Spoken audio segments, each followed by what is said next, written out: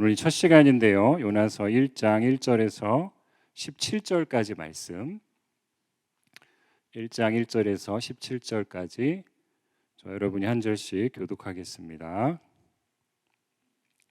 여호와의 말씀이 아미떼 아들 요나에게 임하니라. 이르시되 너는 일어나 저 큰 성읍 니느웨로 가서 그것을 향하여 외치라. 그 악독이 내 앞에 상달되었음이니라 하시니라. 그러나 요나가 여호와의 얼굴을 피하려고 일어나 다시스로 도망하려 하여 욥바로 내려갔더니 마침 다시스로 가는 배를 만난지라. 여호와의 얼굴을 피하여 그들과 함께 다시스로 가려고 백삭을 주고 배에 올랐더라. 여호와께서 큰 바람을 바다 위에 내리심에 바다 가운데 큰 폭풍이 일어나 배가 거의 깨지게 된지라. 사공들이 두려워하여 각각 자기의 신을 부르고 또 배를 가볍게 하려고 그 가운데 물건들을 바다에 던지니라. 그러나 요나는 배 밑층에 내려가서 누워 깊이 잠이 든지라. 선장이 그에게 가서 이르되 사는 자여 어찌함이냐. 일어나서 내 하나님께 구하라. 혹시 하나님이 우리를 생각하사 망하지 아니하게 하시리라 하니라. 그들이 서로 이르되 자 우리가 제비를 뽑아 이 재앙이 누구로 말미암아 우리에게 임하였나 알아보자 하고 곧 제비를 뽑으니 제비가 요나에게 뽑힌지라. 우리가 그에게 이르되 청하건대 이 재앙이 누구 때문에 우리에게 임하였는가 말하라. 내 생업이 무엇이며 내가 어디서 왔으며 내 나라가 어디며 어느 민족에 속하였느냐 하니 그가 대답하되 나는 히브리 사람이요 바다와 육지를 지으신 하늘의 하나님 여호와를 경외하는 자로다 하고 자기가 여호와의 얼굴을 피함인 줄을 그들에게 말하였으므로 우리가 알고 심히 두려워하여 이르되 내가 어찌하여 그렇게 행하였느냐 하니라. 바다가 점점 흉흉한지라. 우리가 그에게 이르되 우리가 너를 어떻게 하여야 바다가 우리를 위하여 잔잔하겠느냐 하니 그가 대답하되 나를 들어 바다에 던지라. 그리하면 바다가 너희를 위하여 잔잔하리라. 너희가 이 큰 폭풍을 만난 것이 나 때문인 줄을 내가 아노라 하니라. 그러나 사람들이 힘써 노를 저어 배를 육지로 돌리고자 하다가 바다가 그들을 향하여 점점 더 흉흉함으로 능히 못한지라. 우리가 여호와께 부르짖어 이르되 여호와여 구하고 구하오니 이 사람의 생명 때문에 우리를 멸망시키지 마옵소서. 무죄한 피를 우리에게 돌리지 마옵소서. 주 여호와께서는 주의 뜻대로 행하심이니이다 하고 요나를 들어 바다에 던짐에 바다가 뛰노는 것이 곧 그친지라. 그 사람들이 여호와를 크게 두려워하여 여호와께 제물을 드리고 서원하였더라. 함께 있습니다. 여호와께서 이미 큰 물고기를 예비하사 요나를 삼키게 하셨으므로 요나가 밤낮 3일을 물고기 뱃속에 있으니라. 아멘. 이 요나서 말씀을 읽고 이 설교를 준비하면서 참 큰 은혜가 있었습니다. 요나서 속에 숨어 있는 하나님의 깊으신 뜻과 이 숨겨진 복음의 비밀들이 참 많다는 것을 또 저도 새롭게 깨닫게 되었습니다. 요나서는 여러분 단순한 이야기인 것 같지만 이 말씀 안에 하나님의 놀라운 섭리와 은총이 담겨 있는 아주 소중한 책입니다. 여러분 요나서는 여러모로 좀 특별한 책인데요. 이 사람이 물고기 뱃속에 들어갔다가 나왔던 것, 그리고 박농쿨이 막 빠르게 자랐던 것, 그리고 니느웨 성 사람에게 요나가 선포한 그 말씀을 듣고 그들이 다 동물들까지 회개했던 사건이 일어납니다.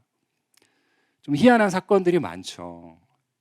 그래서 학자에 따라서 이 요나서를 어떤 풍자로 보기도 하고 그리고 교훈을 담은 우화로도 보는 사람들이 있어요. 또는 그냥 이 말씀은 상징적인 비유를 담은 그런 이야기다 이렇게 보는 사람들도 있습니다. 그러나 분명한 것은 이 요나서를 그 예수님께서 요나서의 말씀을 언급하셨다는 데 있어요.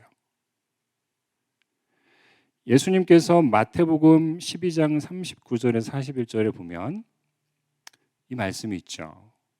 우리 같이 한번 읽어볼까요? 예수께서 대답하여 이르시되 악하고 음란한 세대가 표적을 구하나 선지자 요나의 표적 밖에는 보일 표적이 없느니라. 요나가 밤낮 사흘 동안 큰 물고기 뱃속에 있었던 것 같이 인자도 밤낮 사흘 동안 땅속에 있으리라. 41절 심판 때에 니느웨 사람들이 일어나 이 세대 사람들을 정죄하리니 이는 그들이 요나의 전도를 듣고 회개하였음이거니와 요나보다 더 큰 이가 여기 있으며.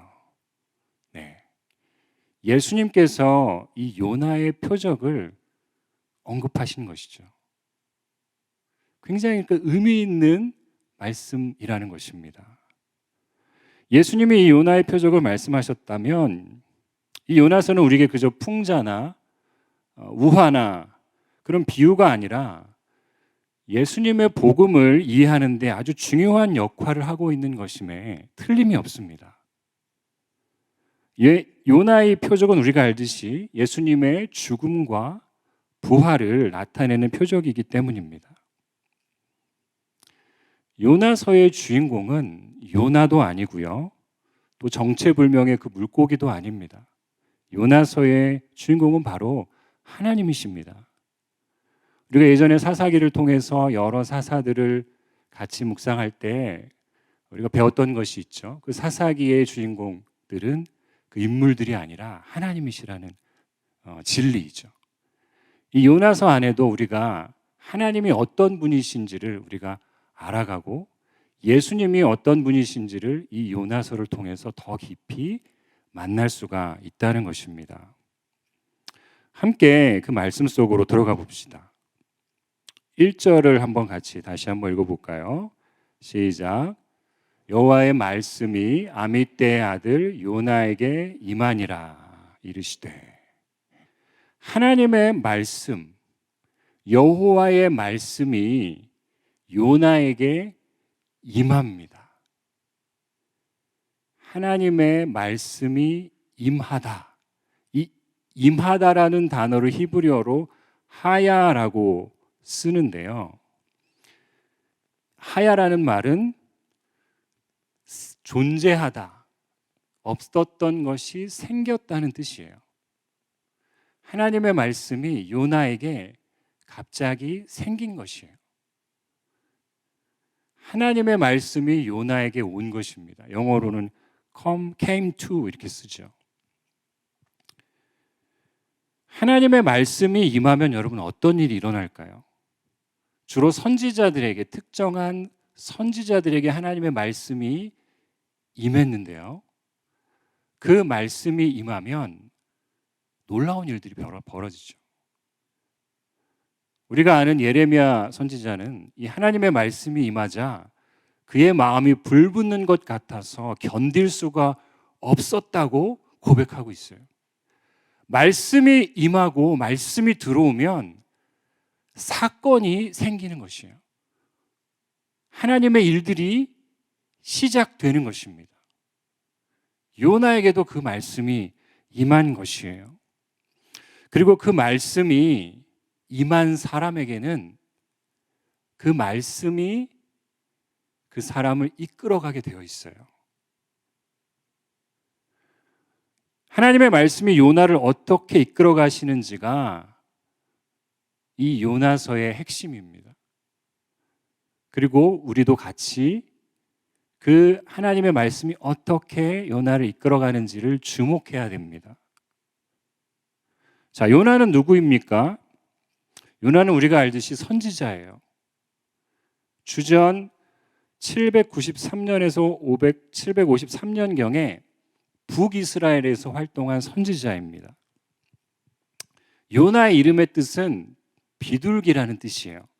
뭐라고요? 비둘기가 요나의 이름의 뜻입니다. 그리고 요나라는 이 인물에 대해서 성경은 많은 정보를 주고 있진 않아요.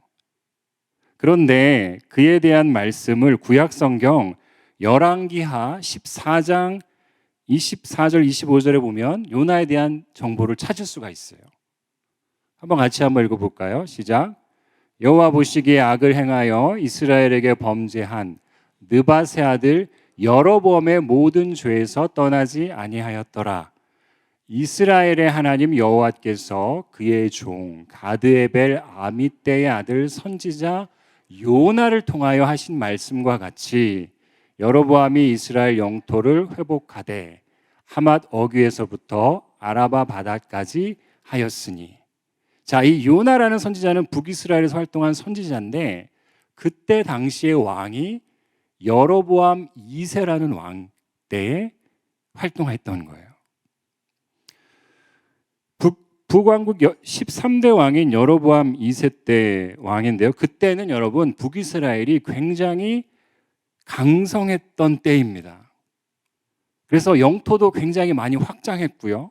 아람과의 전쟁에서 이겨서 다마스쿠까지 점령했고 아주 큰 번영을 누리고 있을 당시였어요. 그때 하나님의 말씀이 요나에게 임한 것이에요. 굉장히 번영하고 풍성한 시대를 겪고 있었지만 한편으로는 영적으로는 굉장히 어두운 시대였어요.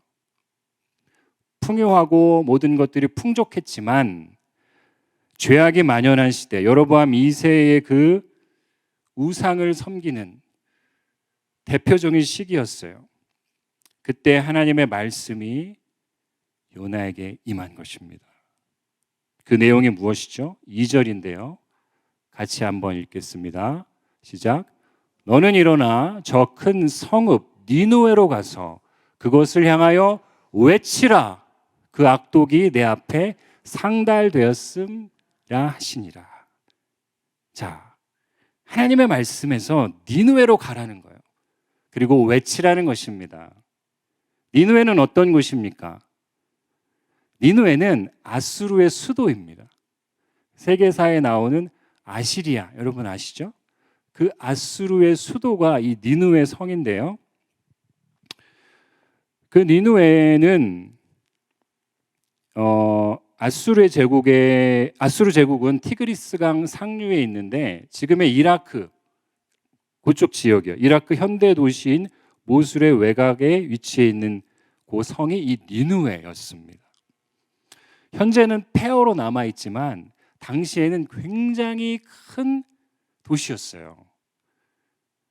사람들이 12만 명이고 가축도 많다고 하니까 얼마나 큰 도시였냐면 학자들은 그 니느웨 주위에 과거 직사각형으로 성벽이 있었는데 그 길이가 10km나 된다고 예상합니다. 그리고 성벽은 외벽과 이 내벽으로 구성되어 있는데 이 내벽의 높이만 해도 30m. 굉장히 높죠. 30m. 와. 그리고 그 너비가 15m. 성벽 끝에. 그리고 그 너비가 15m니까 4대의 쌍두마차가 그 위에 성벽을 달릴 수 있을 정도로 한꺼번에 달릴 수 있을 정도로 어마어마한 큰 성읍이었어요. 그런데 거기를 가서 하나님의 말씀을 외치라고 하나님의 말씀이 임한 거죠. 그런데 여러분 아수르라는 나라가 어떤 나라인지 여러분 또 설교를 들어보셔서 아시잖아요. 굉장히 이스라엘이 좋아하는 나라일까요? 싫어하는 나라일까요? 싫어하는 나라죠. 우리로 치면은 일본의 식민지를 겪었잖아요. 근데 그 정도와는 상상할 수 없는 엄청나게 잔인하고 일본보다도 훨씬 더 역사적으로도 악명 높은 그 나라가 아수르예요. 아수르. 그 과거 기록을 보면요, 이 굉장히 난폭하고 잔인하기가 짝이 없었는데요. 점령국의 애기들을 막 던져가지고 창 끝에 누가 더 많이 꽂히게 하나 막 이런 얘기를 하고 사람을 막 산채로 껍질을 벗기고 자녀들을 목을 베어서 부모에게 목에 걸고 지나가게 하고 너무나도 끔찍한 일들을 한 나라예요. 그러니까 요나가 정말 가고 싶었겠어요. 너무 가고 싶지가 않은 거죠. 우리도 너무 이해가 되는 거죠. 그 니느웨를 쳐다보기도 싫은 건데 니느웨를 직접 가서 하나님의 이 말씀을 선포하라는 거예요. 쳐다보기도 싫은 그 니느웨, 몸서리치고 바라보고도 싶지 않은 그곳으로 가라는 말씀입니다. 그래서 요나는 어떻게 하죠? 3절인데요. 같이 읽어볼까요? 시작. 그러나 요나가 여호와의 얼굴을 피하려고 일어나 다시스로 도망하려 하여 욥바로 내려갔더니 마침 다시스로 가는 배를 만난지라. 여호와의 얼굴을 피하여 그들과 함께 다시스로 가려고 백삭을 주고 배에 올랐더라. 요나는 하나님의 말씀이 임하였는데 그 말씀을 듣고 싶지 않아서 하나님의 얼굴을 피하기로 결정합니다. 아까 3절에서 여호와의 얼굴을 피하여 욥바로 내려갔죠. 그리고 10절에도 보세요. 10절에도 자기가 여호와의 얼굴을 피함인 줄을 그들에게 말하였으므로, 나중에 배의 선원들에게 말하죠. 의도적으로 하나님의 얼굴을 피하는 거예요. 의도적으로 주님의 낯을 피하고 반대 방향으로 마음을 돌리는 것입니다. 자, 그 결과는 어떻게 되죠? 욥바로 내려갑니다. 지도를 한번 보시면 저기가 욥바거든요. 예루살렘 위쪽에 욥바로 내려가요. 원래 동쪽에 니느웨로 가야 되는데 마침 욥바에서 다시스로 가는 배를 만납니다. 여러분, 지금은 비행기나 이 차들이 시간대별로 많이 있지만 저 당시에는 그렇게 시간에 따라서 있는 그런 게 아니었죠. 어떻게 욥바로 갔는데 마침 다시스로 가는 그 배가 왔을까요? 그리고 요나는 이때다 싶어서 다시스로 가는 배를 타는데 3절에 보면 다시스로 가는 그 백삭을 주고 그 배에 탔다고 그랬어요. 다시 사진 한번 보여주세요. 이 얼마나 먼 거리예요, 여러분. 백삭이 얼마였을까요? 무지무지 많았을 것 같아요. 그런데 그거를 탈탈 털어서라도 너무 니느웨로 가기 싫은 거예요. 그래서 많은 비용을 들여서라도 기어이 다시스로 가는 그 배를 탑니다. 다시스는 그 당시에는 땅끝이라고 여겼던 지금의 이 스페인인데요. 그곳으로 가는 것이죠. 여러분, 요나의 영적인 상태는 이때 어땠을까요? 하나님의 말씀이 임한 선지자인데 하나님의 얼굴을 피해서 의도적으로 돌려서 반대 방향으로 갑니다. 방향뿐만이 아니라 그의 마음은 하나님과 정반대로 되어 있어요. 그 상태를, 요나의 영적인 상태를 보여주는 표현이 바로 이 내려갔다는 표현이에요. 욥바로 내려갔더니 1장 3절에, 그리고 배 밑층으로 내려가서, 그리고 풍랑에 만나니까 이제 2장에 다음 주에 나오겠지만 바다 밑까지 내려갑니다. 내려가고 내려갑니다. 영적으로 계속 내려가고 침체되는 것이죠. 하나님의 얼굴을 피하면 이렇게 되는 것이죠. 그리고 그 배에 타서 요나는 그냥 눈을 감아버리고 잠들어 버립니다. 다 이것저것 생각하기 싫다는 것이에요. 혼자 제일 밑에 내려가서 잠을 들어버려요. 그런데 하나님께서는 풍랑을 일으키시죠. 그 배를 가만두지 않으시죠. 그 배에 탄 선원들이 막 혼비백산이 돼가지고 난리가 났습니다. 두려움에 빠집니다. 그리고 각자 가지고 있던 짐들도 막 바다에 던지고 어떻게든 살아보려고 하고 자기들이 섬기는 그 신들을 부르기 시작합니다. 그래도 더 풍랑이 거세지는 거예요. 그러자 누구 때문에 이런 재앙이 일어났는지 요나를 일단 자는 요나를 깨우고 같이 제비를 뽑는 거예요. 그랬더니 누가 제비에 뽑히게 되죠? 우리가 예상했듯이 요나가 뽑히는 거죠. 그리고 선원들이 추궁합니다. 당신은 도대체 누구십니까? 당신은 어디서 왔고 누구이길래 이 재앙이 당신 때문에 일어난 것입니까? 이 제비를 보면서 요나에게 추궁합니다. 그때 요나의 대답이 바로 9절이에요. 같이 읽을까요? 시작. 그가 대답하되 나는 히브리 사람이요 바다와 육지를 지으신 하늘의 하나님 여호와를 경외하는 자다. 여러분, 요나는 대답합니다. 자기를 소개합니다. 나는 히브리 사람인데 하나님을 경외하는 자라고 소개합니다. 여러분, 그런데 요나가 하나님을 경외하는 자라니요. 그는 정말 하나님을 경외하는 자의 행동을 하고 있습니까? 그렇지 않습니다. 그의 말은 스스로 하나님을 경외한다고 하지만 행동은 그렇지 않습니다. 12절에 그 모습을 보여주는데요. 제가 읽어볼게요.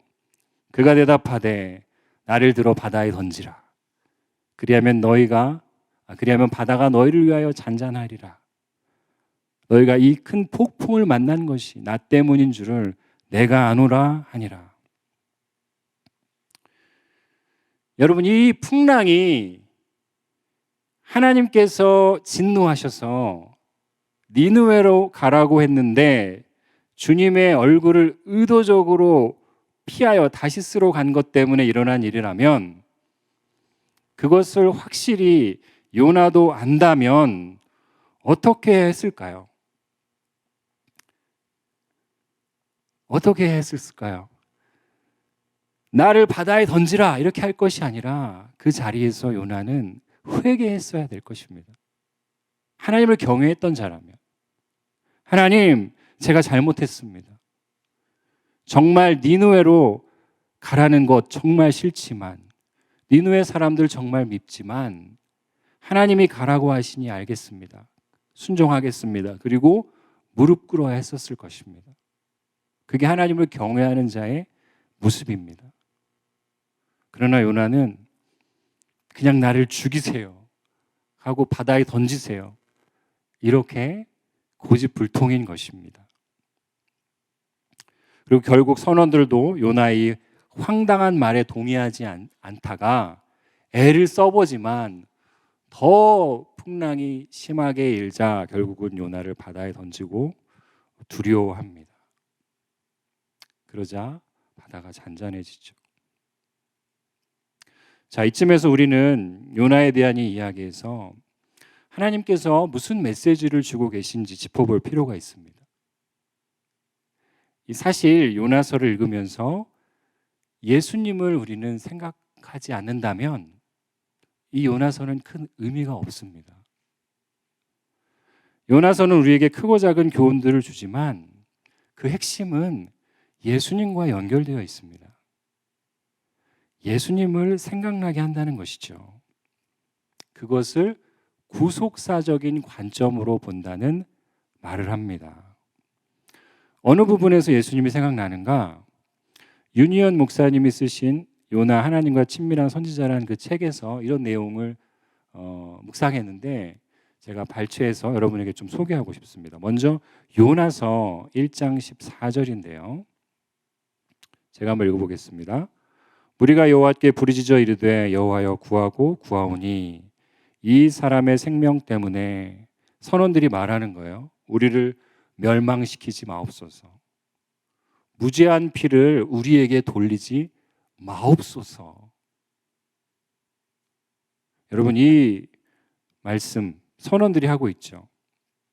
이 대목에서 여러분 누가 생각나십니까? 무죄한 피를 우리에게 돌리지 마옵소서.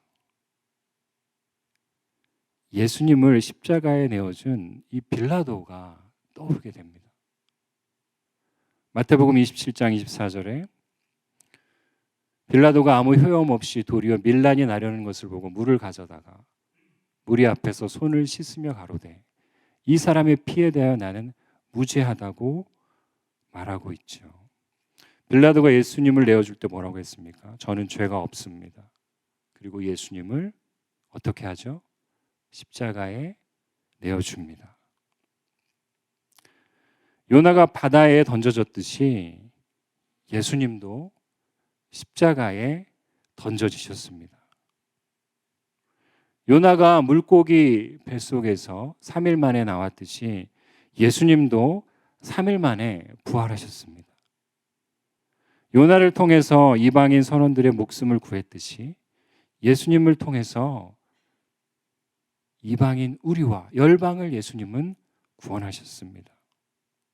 차이점이 있다면 요나는 본인의 불순종 때문에 바다에 던져졌지만 예수님은 우리의 죄 때문에 십자가로 나아가신 것입니다.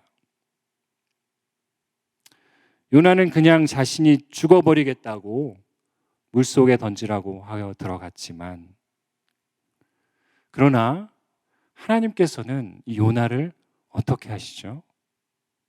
오늘 본문 1장의 결론 17절은 이렇게 끝나고 있습니다. 17절 말씀 같이 읽겠습니다. 여호와께서 이미 큰 물고기를 예비하사 요나를 삼키게 하셨으므로 요나가 밤낮 3일을 물고기 뱃속에 있으니라. 아멘. 요나는 물속으로 들어갔지만 하나님께서는 이미 어떻게 하셨죠? 큰 물고기를 이미 준비하셨습니다. 할렐루야. 이미 그 물고기를 준비하셔서 요나를 삼키게 하셨어요.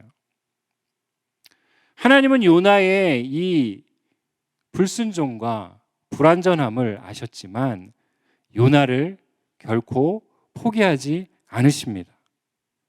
그리고 요나의 연약함에도 불구하고 그를 끝까지 추적하십니다. 그 내용들을 우리가 볼 수 있습니다. 결론적으로 오늘 요나서 1장을 통해서 하나님께서는 우리에게 무엇을 말씀하십니까? 3가지 정도를 우리가 좀 새겨봤으면 좋겠습니다.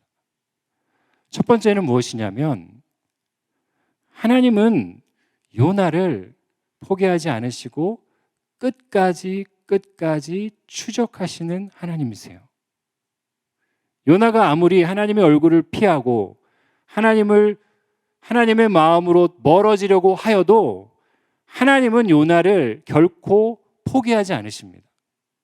그리고 요나를 끝까지 따라가셔서 마치 추격자와 같이 요나를 끝까지 잡아내시고 그를 통해서 하나님의 일들을 이루어 가시는 분이 우리 하나님이십니다. 요나뿐만 아니라 하나님은 우리를, 저와 여러분을 끝까지 포기하지 않으시고 추적하시며 따라오시고 하나님의 구원의 일들을 행하게 하시는 분이십니다. 존 스투트라는 목사님, 그분이 나는 왜 그리스도인이 되었는가 라는 책에서 이 하나님을 천국의 사냥개라고 비유한 그 대목이 나와요. 예전에 개 목사님도 예시를 한번 들어주셨었는데요. 존 스토트 목사님이 그 책에서 자신을 이렇게 이제 비유하고 있어요. 본인이 신앙을 가지고 하나님의 이 은혜 안으로 들어오게 되었던 경험을 이렇게 소개하는 것입니다. 제가 한번 읽어보겠습니다. 제가 그리스도인이 된 이유는 궁극적으로 제 부모나 스승의 영향이 아니라 또는 예수님에 대한 내 자신의 결단 때문도 아니고 바로 하나님 때문입니다. 하나님이 마치 천국의 사냥개와 같이 내 마음대로 가고자 도망할 때도 끈질기게 저를 찾아오신 그분 때문인 것입니다. 그리고 그분이 은혜롭게도 저를 추적하지 않으셨다면 오늘날의 저는 없을 것입니다. 우리 하나님께서는 이 존 스토트 목사님 고백 뿐만 아니라 지금도 우리도 동일하게 하나님이 끝까지 포기하지 않으시고 우리를 추적하시고 우리를 이끄시고 구원하신 하나님이심을 믿습니다. 그래서 시편 23편 6절 여러분 잘 아는 말씀이죠. 내 평생의 선하심과 인자하심이 반드시 나를 따르리니 내가 여호와의 집에 영원히 살리로다. 하나님이 반드시 나를 따를 것이라는 것을 존 스토 목사님이 이런 식으로 의역을 했어요. 주의 선하심과 인자하심이 내가 사는 날 동안 나를 추적하고 붙어 다니며 내 걸음 하나하나를 미행하시듯이 나와 함께 하시리니 내가 여호와의 집에 영원히 살리로다. 아멘. 하나님이 요나를 추적하시듯이 우리도 추적하시는데요. 그 이유는 한 가지가 더 있어요. 그것은 바로 우리를 하나님이 닮은 거룩한 추적자로 삼으셔서 하나님께로 더 많은 사람이 돌아오도록 우리를 사용하시기 위함입니다. 그리고 우리를 하나님의 사람으로 만들어가기 위함이신 것이죠. 두 번째로 오늘 말씀을 통해서 우리에게 주시는 메시지는 하나님의 말씀은 언제나 그 목적을 이루신다는 데 있어요. 그 자신이 원하든 원하지 않든 하나님의 행위에 참여된 사람은 심지어 그가 거부하고 도망한다고 해도 하나님께서 그를 택하셨기 때문에 그에게 임한 말씀이 이루어지게 하신다는 것입니다. 하나님의 목적은 하나님의 뜻 안에서 하나님이 이루어 가신다는 것이죠. 그리고 그 길을 따라 섬기는 만큼 그는 처음에는 알지 못하지만 하나님의 말씀이 이루어지는 것들을 경험하게 되면서 하나님이 어떤 분이신지를 알아가게 되는 것이에요. 자크 엘룰이라는 신학자가 있는데 그분이 요나서 강해를 쓸 때 아주 깊은 말씀들을 많이 쓰고 있는데요. 그 자크 엘룰 목사님의 이 요나서 요 대목에서 한 부분을 제가 한번 읽어드리겠습니다. 하나님은 결국 하나님이 결정한 일에 그 사람의 의지가 동참하도록 그의 전 생애를 거쳐 그를 인도하십니다. 다시 한번 읽어볼게요. 하나님은 결국 하나님이 결정한 일에 그 사람의 의지가 동참되도록 그의 전 생애를 거쳐 그를 인도하십니다. 하나님은 그런 분이세요. 하나님의 말씀이 이루어지도록 결정하신 그 일에 처음에는 그렇지 않더라도 우리의 의지가 거기에 동참하도록 결국 이끌어 가신다는 거예요. 우리의 전 생애를 통해서. 하나님께서 결정하신 일은 구체적으로 무엇입니까? 구원입니다. 구원이에요, 여러분. 죄악의 도시 니느웨 그곳 좌우를 분별하지 못하는 자가 12만 명이요 가축도 많이 있나니 하나님께서 눈길을 거두지 않으시고 구원하시고자 하시는 그 하나님의 열심이 그곳에 있죠. 그 구원 사역에 요나가 동참하도록 요나의 의지까지 동참하도록 끝까지 하나님은 참아주시고 어떻게든 하나님께서 그 요나를 끌고 가시는 것이에요. 요나의 모습 속에서 여러분 우리는 우리 자신의 모습을 보게 됩니다. 내 마음과 같지 않을 때 고집을 꺾지 않고 끝까지 성질을 부리고야만은 이 적나라하게 요나와도 같은 우리 자신을 보게 되는 것이죠. 어떻게 보면 내가 요나와 같은 모습을 본다고 생각하는데 더 이 말씀들을 좀 깊이 묵상하면 요나보다 더 못한 우리의 모습을 볼 때도 있다는 거예요. 우리가 스스로는 의인이라고 생각하지만 그렇지 않다는 거죠. 사실 여러분이 요나서는 니느웨의 회개를 하나님 선포하라고 구원하신 말씀이죠. 그래서 더 큰 의미가 있어요. 여러분, 요나의 이름이 뭐라고 그랬죠? 제가 기억나세요? 비둘기라고 그랬죠. 이 비둘기는 전통적으로 이스라엘 전체를 상징하는 단어이기도 해요. 그러니까 요나는 요나 한 개인이 아니라 이스라엘 전체를 대표하기도 합니다. 그러니까 니느웨를 가서 그들의 죄악 때문에 하나님이 선포하라고 하신, 회개하라는 그 메시지를 전하고 오라 하실 때 어떤 일이 벌어지죠? 나중에 우리가 보게 되지만 그들은 회개합니다. 놀라운 일이죠. 건성으로 전했는데 회개합니다. 그런데 여러분, 이스라엘을 상징하는 이스라엘은 사실 여로보암 2세 때 얼마나 많은 죄악들이 북이스라엘에 있었는지 모릅니다. 하나님께서는 이스라엘의 회개를 하나님께서 원하시는 거예요. 동시에 저 니느웨는 저렇게 회개하는데 너희들은 왜 그 마음을 모르느냐고 하나님 말씀하시는 것이죠. 실제로 예수님께서도 그 말씀을 하시지 않습니까? 예수님께서 누가복음 10장 13절에 이런 말씀을 하시죠. 화 있을진저 고라시나 벳세다야, 너에게 행한 모든 권능을 두로와 시돈에서 행하였다면. 두로와 시돈은 이방 지역이거든요. 예수님 말씀하시는 거예요. 내가 전한 이 복음을 저 이방에서 행했다면 그들은 벌써 회개했을 것인데, 고라신과 벳세다야, 가버나움 근처에 있는 유대인들 너희들은 왜 나의 복음을 듣고도 반응하지 않느냐. 예수님 말씀하시는 거예요. 요나서로 본다면 니느웨는 회개하지만 그것을 전하는 이스라엘은 죄악 가운데 있는 것이에요. 왜 그럴까요? 저 니느웨보다 나는 의인이라고 생각하는 거죠. 저들은 회개해야 될 죄인들이고 나는 그들과는 다르다고 생각하는 것이죠. 그러나 하나님은 말씀하시죠. 하나님 앞에 누가 의인이 있겠습니까, 여러분?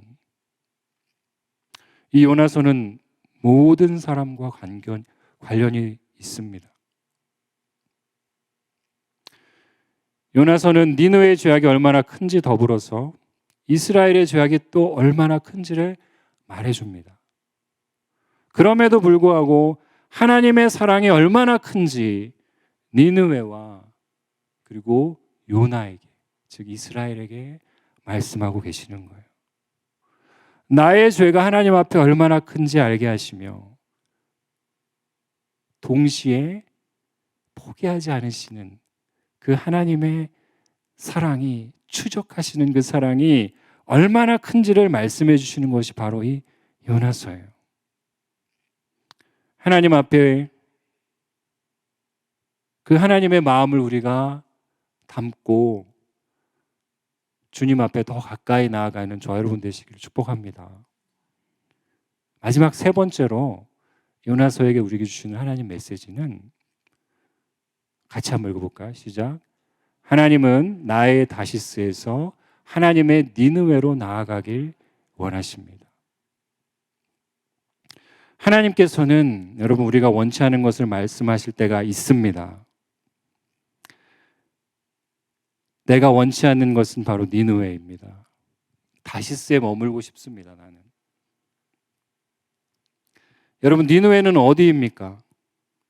내가 죽어도 가기 싫은 곳이 니느웨입니다. 내가 죽어도 하고 싶지 않은 일이 바로 니느웨입니다. 그냥 나를 내버려두라고 하나님께 말하고 싶은 것, 내가 죽었으면 죽었지 절대로 하기 싫은 것이 니느웨예요. 그런데 하나님은 너의 다시스를 버리고 나의 니느웨로 나아가라고 도전하시는 거예요. 여러분의 니느웨는 무엇입니까? 여러분의 니느웨는 또는 누구입니까? 오늘 주님께서 물으십니다. 하나님께서 반드시 그것을 직면하게 하실 것입니다. 그때 우리가 하나님의 뜻에 순종하면 하나님께서는 우리를 더 큰 다른 차원으로 인도하시는 것이에요. 여러분, 하나님이 원하시는 그 니느웨로 너무 가기 싫죠, 우리가. 죽어도 가기 싫어요. 죽어도 하기 싫어요. 그 일들이 있다는 것이죠. 여러분 각자에게 그 일들이 있을 거예요. 죽어도 하기 싫은, 죽어도 만나고 싶지 않은 누군가가 있을 수도 있죠.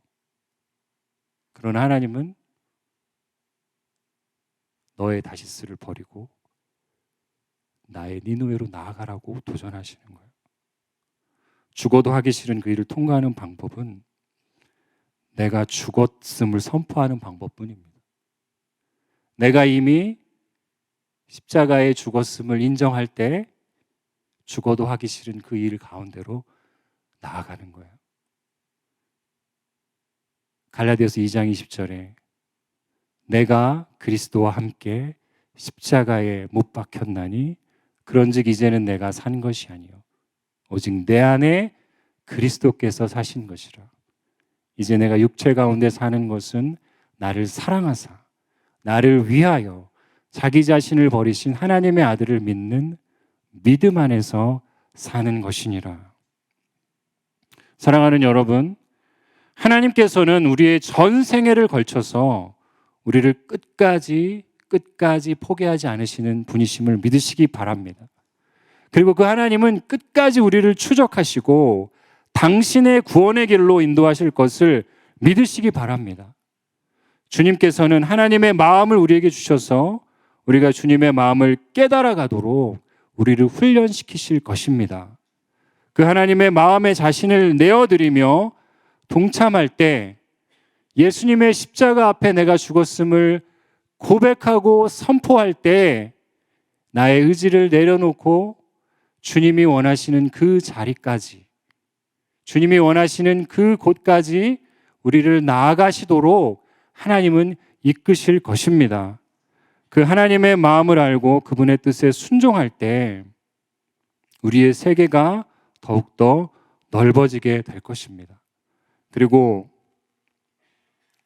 나와 세상과 열방을 향한 하나님의 사랑의 너비와 길이와 깊이와 그 높이가 얼마나 크고 풍성하고 넓은 것인지를 깨달아가는 주님의 자녀들로 더 깊이 주님께 순종함으로 나아가는 저 여러분 되시기를 축복합니다.